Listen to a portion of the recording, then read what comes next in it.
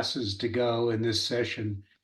And then when this session is over, we will still continue to teach 2 more of these 9 class sessions through the rest of the year. Hi, Renee. How are you?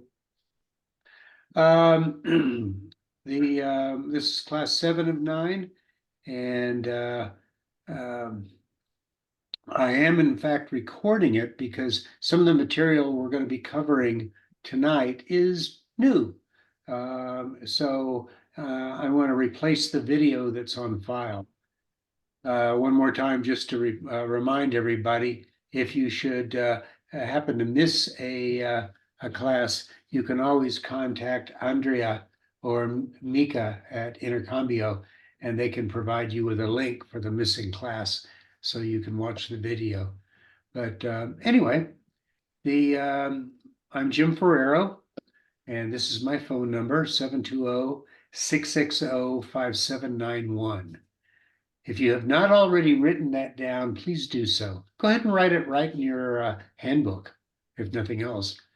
And if you have a question at any time, even after we're done with our classes, and you're in the process of naturalization, I'm happy to answer.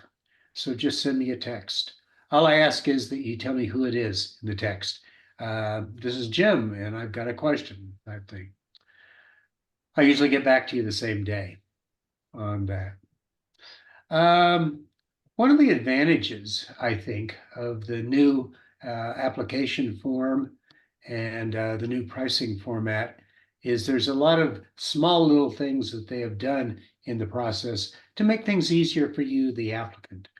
And I'm going to be talking about those tonight.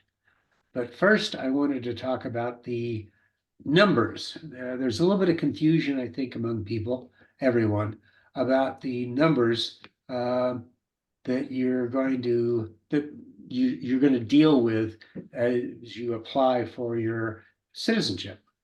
The first number is, of course, the A number. And that A number is also called the USCIS number, and it's a 9-digit number. If you have a very old green card, like you got it more than 12 years ago, that may only be 7 digits, but anything fairly recently in the past 10 years has been a 9-digit number. And that's called your A number. And it is the same as your USCIS number that's right on your card. Now, every couple of years, they seem to change the design of the card. So some of the older green cards you may have, the USCIS number, the A number is actually on the back, but most of them it's on the front. But that A number is something that you have to put on every single page of your application. It's very important. Also, any documents that you send in with your application, you need to put on the back of the document your name and that USCIS number. Okay? Very important. So, a couple of things about sending in documents with your application. Only send a copy. Never, ever send the original. All right? For the reason for that is you may not get it back. So only send copies. You can bring originals to your appointment, your interview of documents, but anything you send to the USCIS, only send a copy. And on the back side of it, make sure you have your name and this USCIS number or A number. After you turn in your application, after you turn in your application, you'll get a letter saying, that they've received your application. And on that receipt letter is a number, receipt number, RECIPT, receipt number. So look for that if you have mailed in your application. And you can go back online and set up your case status account. Your case status account has a lot of good information for you. Particularly, it has a very accurate prediction of when the date of your appointment is going to be. So that's why it's important. But it's also about the only way you can communicate with the people who are dealing with your application. So if they have a question for you, they'll send you a letter, but they'll also send you a message on your case status account online, and you can talk to them and give them the answer right then. So it's a good thing to have. But that case status account is not the same as your account number or it's not the same as your online account number. That online account number is something you would have set up if you had started your application, maybe overseas or at a consulate or something. Um, you would use the receipt number, and it's going to be a 13-digit number, 3 letters and 10 numbers or characters, kind of a combination of those things. And you'd use your receipt number to set up your case status account. And that's just like anything else you set up online. You'll have your case status account ID, which sometimes is just your email address, and then a password you set up. But in order to set that up, you need this information. Now, if you submit your application online, it's automatically done for you, so you didn't need to worry about this. But the first thing you do when you start submitting your application online is you set up this case status number. But it has the same value, has the same advantages. It's a way of communicating, and it's a way that you can get a pretty accurate prediction of when your appointment's going to be. All right? Okay. But you would use when you do set this up online, or you set it up when you submit online, or excuse me, you go back online after you've received your receipt letter.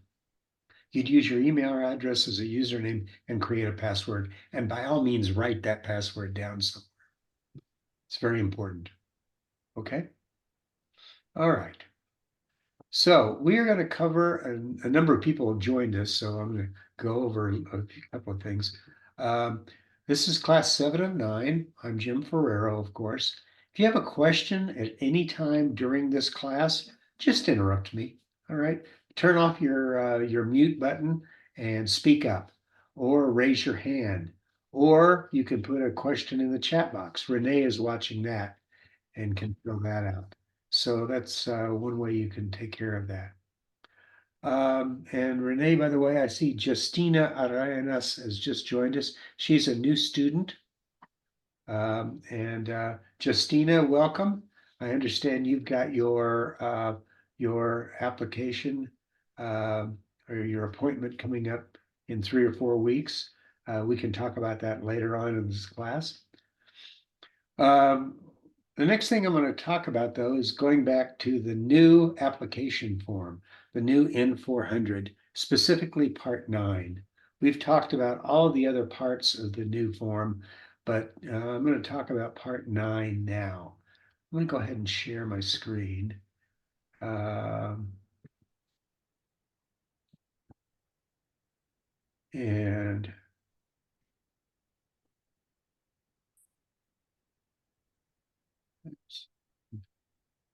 pull that up on my screen so I can see it. I think you guys can see it. Here we go. Let me get it up there.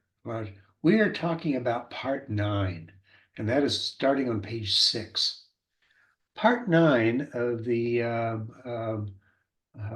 new form, the new N400, is the same. Well, it has the same function as Part 12 in the old form. All right. The idea of good moral character is important. Good moral character means that your character, that means the kind of person you are, measures up to the standards of the average citizen of the community in which you reside. In general, an applicant must show that they've been here and continued to be a person of good moral character for the required period, which is 5 years, or 3 years if you're married to a U.S. citizen.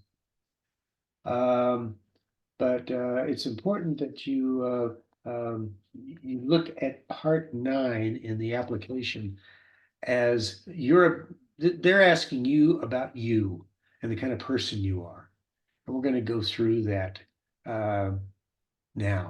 All right. The person of good moral character is not a saint. They're just the average person. They don't have problems with the law necessarily. Uh, they usually, they're the kind of person you are as you're applying. And this is your opportunity to answer questions with the USCIS has in order for them to determine you're a person of good moral character. For example, questions 1 and 2 are very important. Question 1, have you ever claimed to be a US citizen? It's not your right to claim to be a citizen until you are one.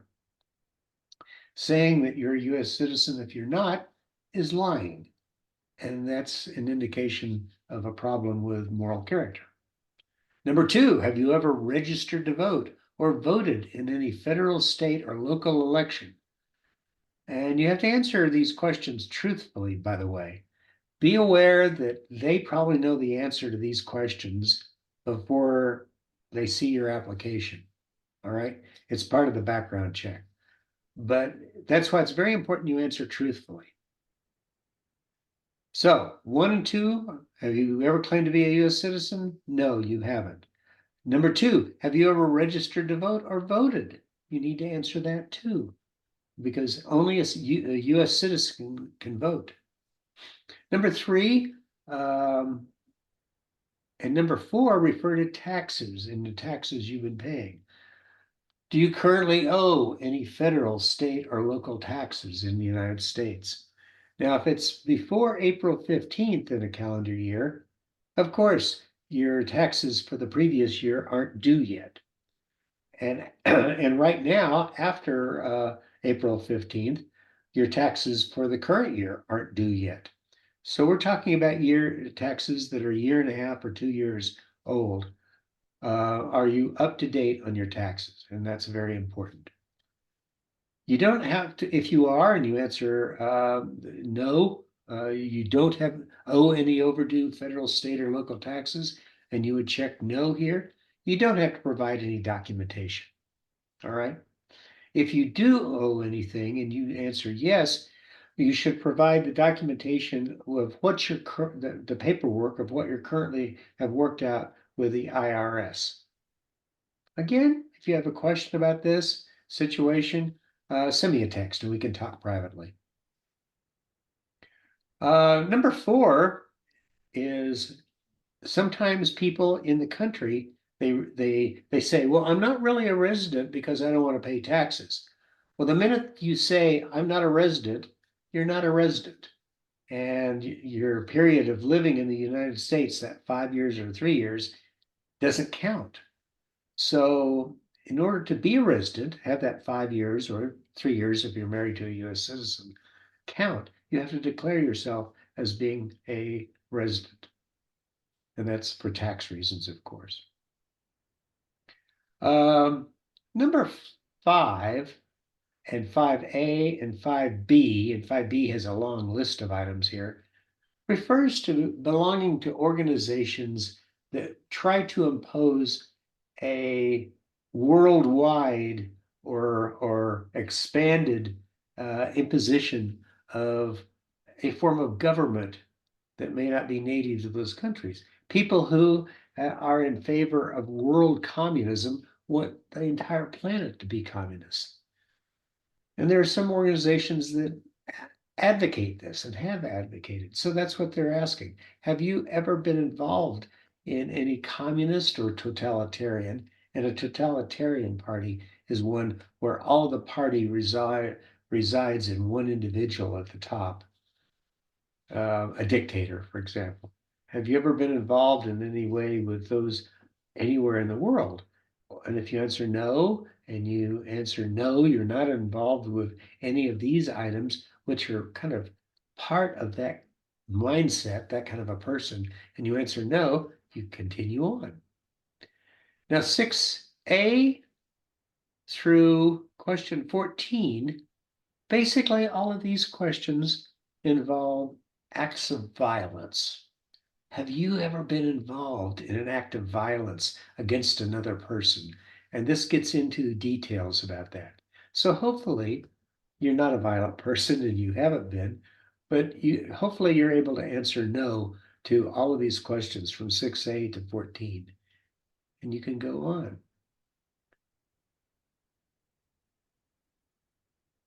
Question 15, and that takes up almost this whole page, page number 8 of the application, involves situations where you were involved with the law. Question 15A is, have you ever committed, which means you did a crime, or agreed to commit, or asked someone else to commit, or helped commit, or tried to commit a crime? So you would answer, that's what they're interested in. If you have to answer yes, that you have been arrested, cited, detained, and those three words mean the police have got their hands on you, they put you in jail, and you're being held or were held or confined by any law enforcement officer, policeman, state, federal, military official, anything, or immigration official for any reason. If you have to answer yes on that, they want to know all the details about it. And if you have to answer yes and you have to fill in this, they want to have certified copies of any dealings you've had with the courts. All right. That would mean your arrest documents, your indictments, anything pertaining to the trial. Those documents are legally yours. You have the right to get copies of them at the location where you were involved in a trial, for example, or you were arrested. But you would need to provide certified copies when you send in your application. Now, just simply being involved with a crime in the past isn't necessarily going to keep you from becoming a citizen. In fact, it has to be a pretty serious crime to keep you from being a citizen. But if it's something rather recent and you were arrested and you were tried and you actually may have spent some time in jail and you're currently either on parole, which means they let you out early because of good behavior, or your sentence was suspended, that means you don't really have to go to jail during the period of your sentencing. Um, um, Along those lines, you can't really apply, submit your N-400 until all of that is cleared up. So if you have a question about any of this, again, send me a text and I'll set up a private Zoom and you and I can talk. It may be that you need to speak to a lawyer. I'll be the first person to tell you if you do. But again, just because you have had a problem in the past and you've resolved it and that's all in the past now, doesn't mean you can't go ahead and pursue your citizenship. All right. Question 16 is more or less what I just got through saying, that if you received a suspended sentence, were placed on probation, or were paroled, you have to complete all of the conditions of those suspended sentence, probation, or parole before you can apply. All right. Now, just like the questions 6 through 14 involve violence, questions 9, or I'm sorry, question 17 through 19 involves more criminality, things like that. So crimes in which maybe you weren't even arrested for, but they're asking about things you may have been involved in. So you'd go through and answer those, and hopefully that's all negative. Now 20 and 21 really refers to specific things that impact your current permanent resident status, your green card status. And that means, have you ever been placed in removal? That means taken out of the country, or getting ready to be taken out of the country, or rescission, which means they've taken away your green card, or deported. If you've ever been involved in any of those, you'd have to answer. And if you have, in part 14 of your application, you could go into an explanation of that, okay? Questions 22, A, B, and C refers to males, men, who were here in the US between the ages of 18 and 26. They needed to have registered for the Selective Service. If they are currently under 26, they have to make sure that they are registered. And then once they do that, which you can do online, it's very simple, then you're totally in compliance. But if you haven't done that on purpose or done it because you refuse to, that may impact your ability to become a citizen. Now, if you're over 31 years of age, though, you don't have to worry about it. Okay, that's all in the past. And 31 years of age, 5 years, since that applied, you don't even need to worry about documenting it. Okay, but if you did at some point register with Selective Service, you could put down the date you registered and what Selective Service number right here. Now, in Colorado and a number of states, I think like 34 other states, if you go and get a driver's license between the ages of 18 and 26, they automatically register you with Selective Service. Some schools do it. Some institutions of higher learning do it. So it's possible that you may have already registered with Selective Service and you're not even aware of it. Well, you can go online and it's www.sss.com,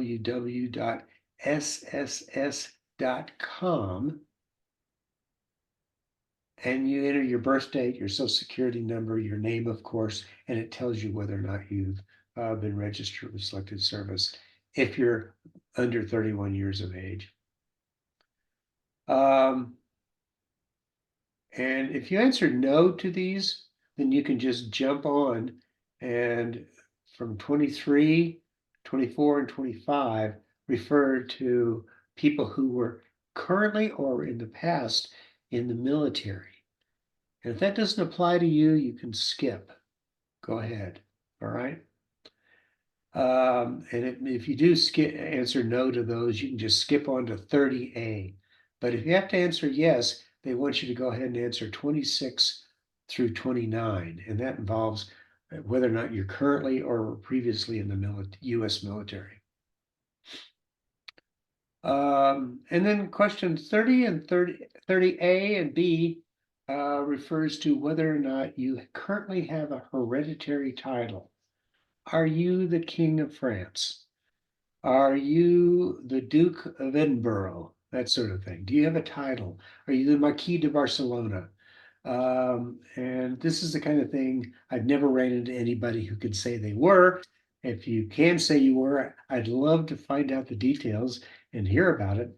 But one of the parts of becoming a citizen when you take the oath of citizenship is you promise to renounce all previous hereditary titles. We don't have those in the United States. And then questions 31 through 37 are basically about the oath of allegiance, the oath of citizenship you will take after you successfully had your interview and passed the test. And the oath of citizenship, you're just basically agreeing by saying yes. You've said no to everything before, but here you'd be saying yes. You're willing to do these individual things. So it's worth reading over. We went through the oath of citizenship in a previous class. There's a whole part of it that's actually in your handbook. It is part 12 in the handbook, and it goes through and defines some rather hard English words that are in the oath. But that's what that's about. And that is part 9. It's a much shorter part than part 12 was. They've simplified it, and I think they've done a better job. Now, part 10 is the request for fee reduction.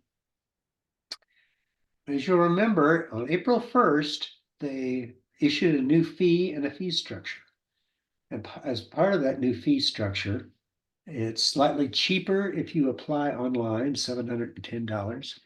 If you mail in your application, it's $760.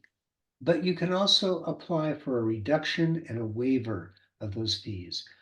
You can apply for a reduction if your income is between 150 and 400% of the federal poverty guidelines. If it's under 150% of the federal poverty guidelines, you can have a fee totally waived. That means you don't have to pay anything. Let me go ahead and bring up that fee document again and just go over that briefly. And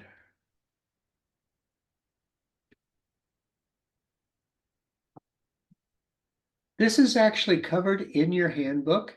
I've covered it a couple of times previously in classes, but I want to go over it one more time. Starting April 1st, the new fee is $760 if you mail in your application. If you do it online, though, it's only $710. But if you mail in your application, or even if you do it online, you can request a reduced fee of $380, which is half of the $760. If you're documented, that means what you pay taxes on, annual household income, and a household income means everyone who's living together in the same residence as a family, and you submit your taxes as a family tax document, and you might have 2 or 3 people actually earning money and contributing to that. The total amount is greater than 150% and not more than 400% of the federal poverty guidelines. The federal poverty guidelines are issued each year. New ones are cranked out. But right now, the current level is 150% for, let's say, a family of 4 is $46,800. Or 400% is actually $124,800 for a family of 4. Maybe a man, a wife, and 2 kids. Or maybe you've got a family of 5. Maybe it's a single breadwinner and 4 children. Or a family of 6. Maybe you've got your parents living with you, or a younger sister or younger brother. Well, if you have a family of 6, that means you're 150% at 62,940. That's all of the incomes together, all the way up to $167,840. So if your income falls between that, and there's 6 in your family, you can have your the fee cut down to $380. All right. So does that make sense? If you have questions about that when you get ready to submit your application, again, send me a text. All right. I can either do a Zoom or I can answer your question in a text. All right.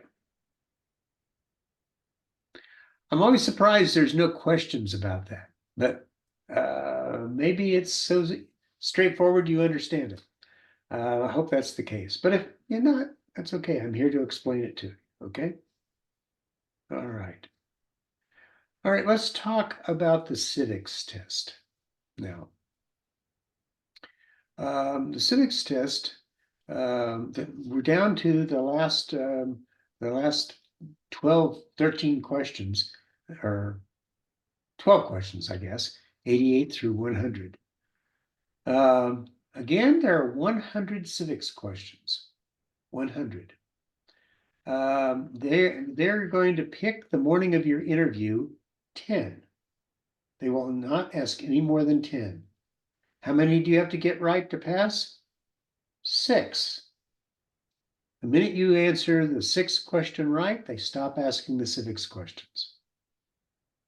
But you don't know which of the 100 questions are, so you have to study all 100. I'm sorry.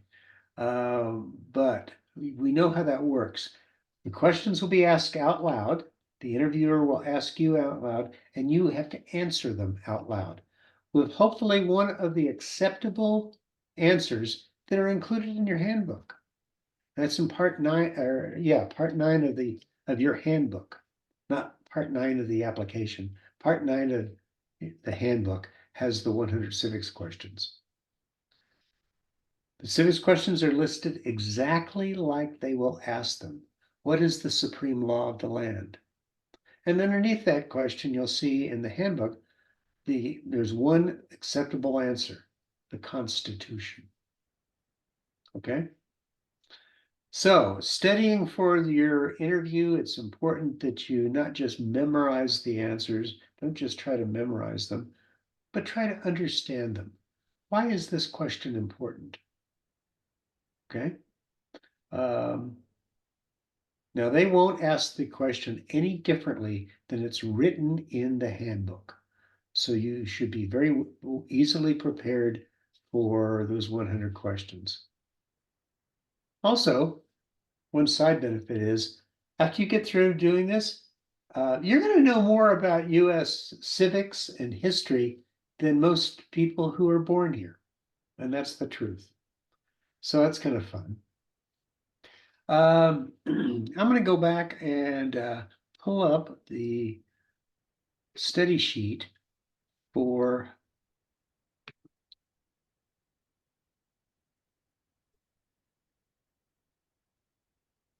the last parts. This is the integrated civics, and it combines a little geography with some symbols and everything else. And we're going to go over and talk about a few things here. Like, what is the ocean on the right-hand side of the United States? The Atlantic Ocean. What's the ocean on the left-hand side? To the west, it's the Pacific Ocean. The Atlantic Ocean is on the east, on the right, and the Pacific Ocean is on the left or the west. If you look at the map of the United States, and this has Alaska down here, Alaska is really up here somewhere, but all of the states that border Canada are along the top. There's a lot of them. You just have to pick out one or two that you can remember as on the northern border. Alaska happens to have the longest border with Canada. Montana has a very long border, but Idaho, next door to it, has a very narrow, short border. Maine, New Hampshire, Vermont, New York, Michigan, Pennsylvania, Minnesota, North Dakota, Missouri, or I'm sorry, Montana, Idaho, Washington State, and Alaska. Those are the states that border Canada. Now, what states border Mexico? Well, there's only 4. There's Texas, New Mexico, Arizona, and California. Let's try to remember those. We know that there are 50 states, right? 50 states. But we also have a number of territories.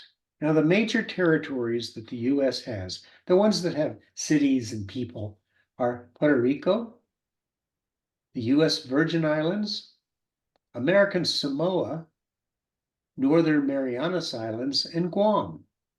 So the major current US territories. Now, a territory doesn't have quite the same rights as a state, although the people who live in the territory are US citizens if they're born there. They don't have representation in Congress. They vote, but it's a very rare situation that their votes actually count. So until they're a state, they don't have the full rights and benefits of states, but they're protected as being US territories. Puerto Rico, we got from Spain during the Spanish-American War. The US Virgin Islands, the United States bought from Denmark, of all places, during World War I to use to build military bases to protect us from German U-boat submarines. American Samoa, Northern Marianas Islands, and Guam, we've acquired, and they're in the Pacific. So those are our US territories. In the United States, I was going through geography, I forgot to talk about the rivers. There's two biggest rivers are the Missouri River and the Mississippi River. The Missouri River and the Mississippi are the 2 biggest rivers in the United States.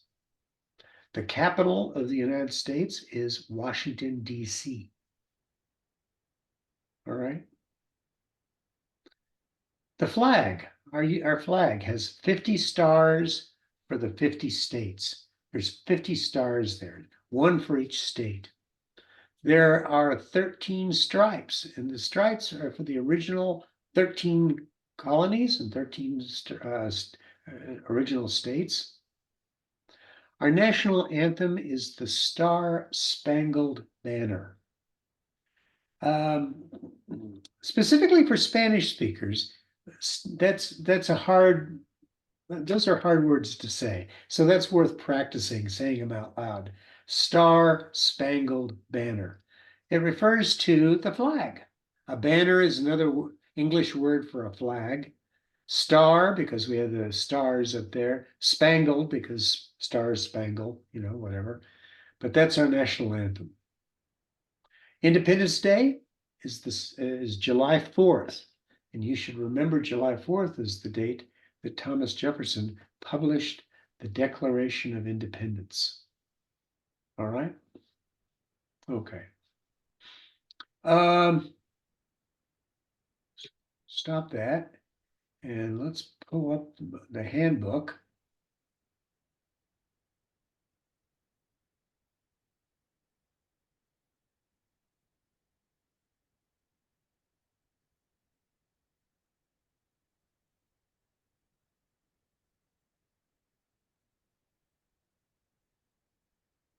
All right. So if you have your handbook, you can pull it out, or I'm just going to bring it up here on the screen. You can go over it with me. So name one of the two longest rivers in the United States. The Missouri and the Mississippi. The Missouri is actually longer, but the Mississippi carries more water. It's bigger. What ocean is on the west coast of the United States? The Pacific Ocean. What ocean is on the east coast of the United States, or the right-hand side? The Atlantic Ocean. You only have to name one U.S. territory. You only have to name one. And I told you the 5 major territories we have. Puerto Rico is probably the most easiest one, I think, for most of us to remember. If I was a betting person, I would say they're more likely to become a state than the others. Name one state that borders Canada. And here's the whole list of the states that border Canada. Do you remember what I said was the state that had the longest border with Canada? Alaska. So you just have to name one state that borders Canada. Maybe you want to say Alaska because it has the longest border.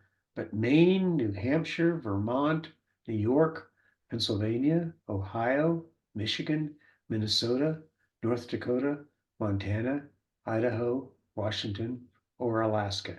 And you only have to name one of those. Name one state that borders Mexico. Well, again, there's 4. Texas, New Mexico, Arizona, California. You only have to name one of them. What is the capital of the United States? Washington, D.C. D.C. stands for District of Columbia, but we just say D.C., Washington, D.C. Where is the Statue of Liberty? Statue of Liberty is in New York Harbor. The actual island it's on is called Liberty Island, but acceptable answers would be New Jersey because Liberty Island is actually part of New Jersey. You could say near New York City, or you could say on the Hudson River. Any of those are correct answers. Why does the flag have 13 stripes? Why does the flag have 13 stripes? Because there were 13 original colonies, and because the stripes represent the original colonies. Why does the flag have 50 stars? Because there's one star for each state, and each star represents a state, and there are 50 states. What is the name of the national anthem? Star Spangled Banner. Again, practice saying that out loud because it's kind of easy to get your tongue tangled up in that. When do we celebrate Independence Day? July 4th. It's also called Independence Day because that's when they published the Declaration of Independence, July 4th, 1776, you'll remember. And then name two national holidays. A national holiday is a holiday in which, like, the post office and the government's closed.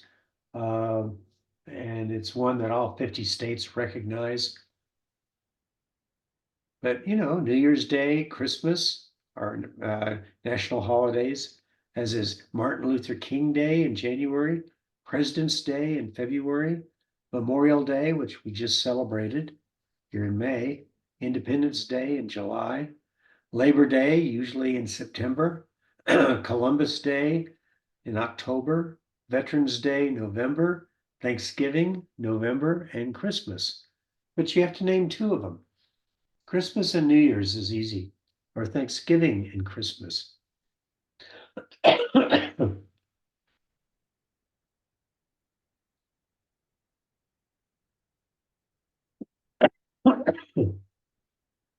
So again, we've talked about this before, but the civics test is given orally. It's given out loud, and you have to answer them out loud. So it's important that once you've reviewed and you've understood all 100 questions and the acceptable answers, that you practice out loud. Someone asks the question, ask someone to help you by asking the questions of you. As you get closer, say within 3 or 4 weeks of your appointment, make sure you're studying out loud with somebody because you need to recognize the question when you hear it and then remember the answer. Wait until the interviewer finishes asking the question. I've talked to the interviewers at the USCIS, and the two things that annoy an interviewer most is when an applicant just starts answering the question and while the interviewer is still talking. Now, there are some questions that sound a lot alike. So it's possible you hear a question and you think you know which question they're asking, and you're wrong. So finish talking. Let them finish asking the question. Think about what you hear. Think about what you remember studying. All right. Once you're comfortable that you have understood that the question was asked, answer it loudly and clearly. The second thing the interviewers don't like are when applicants, you guys, talk too softly or you mumble. Now that they're having a hard time understanding you if they ask you to speak up or they ask you to repeat yourself more than once. So be aware of that. Speak loudly, speak clearly, make eye contact with them as you're speaking, and they'll be able to understand you. All right? Don't mumble. It's perfectly fine to ask the interview to repeat the question. Especially if it's one of those that sound an awful lot like another one. So it's perfectly all right to say, could you repeat that, please? Could you ask that again? And they will. All right, that's not a problem. So the correct list of 100 questions is listed right in your handbook. All right. And it's in part 9 of the handbook. You can find if somebody gives you a different list of questions, maybe that has more, 125 questions, that's not the correct list. The only list that the interviewer will ask are what we've included in the handbook here. All right. These are referred to in the USCIS as the 2008 civics questions. That's the current correct list. So make sure that you're studying the correct list. You're not using a different source because there are different lists of questions that are out there. One I've seen has 125 questions. That's not the one you want to be studying, okay? So make sure you're studying the right list. Make sure you are helping, having somebody help you by reading the questions out loud to you. All right? Okay. Any questions about the civics questions? Any at all? I have a question. Yeah, Gloria. If, for example, I pass that test, but I not pass the reading and writing, so I have another opportunity or no? Yes, you do. If you do not pass any part of the tests, English proficiency, English reading, English writing, or the civics tests, they will call you back. And it's usually in 60 to 90 days, and they will only ask that part of the interview and the test that you didn't pass. Okay? Okay, thank you. Yeah. And you don't have to pay or anything or do anything else. You don't have to reapply. Now, if you don't pass that second time, yes, you have to start all over again. Okay, thank you. Sure thing. Good. That's a very good question. Excellent question. All right. Okay, so we have studied and we'll go through next week. We're going to go through all 100 questions and review them one more time. And what I would like you to do between now and next week are look over those 100 questions. Again, I think it's easier for you to remember the answer if you understand the question. So if there are any of those 100 civics questions you don't really understand, circle them. And next week you can ask me to explain them, okay? All right. I'm going to pull back up.